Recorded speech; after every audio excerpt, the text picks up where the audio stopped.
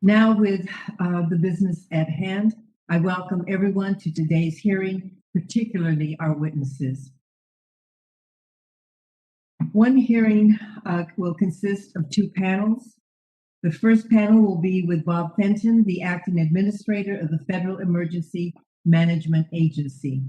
Our second panel will include representatives from state and local emergency management agencies, whom I will introduce later. Today's hearing can be summed up in the answer to one question. What must emergency managers do to effectively respond to an emergency and pandemic? Since about the middle of the last century, we have called upon emergency managers when our nation faces a critical or complex humanitarian crisis, a natural disaster, power outages, pandemics, or the need for civil defense. These roles are codified in federal law, policy, and doctrine, such as the National Response Framework. A year ago, at the beginning of the COVID-19 pandemic, my staff and I asked FEMA what response role it would play. The expectation was that FEMA and its partners at all levels of government would play a large and visible role.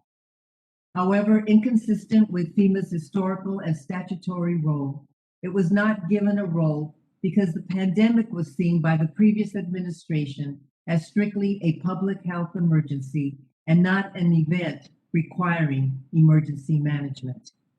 The last administration's stance eventually changed as it became clear that responding to public health crises required emergency management expertise. The administration finally called on FEMA and its state, local, tribal, and territorial partners to help deploy hospital ships, get critical supplies into the United States, and to establish field hospitals and other operations for overwhelmed medical systems, including setting up testing and vaccination sites around the country.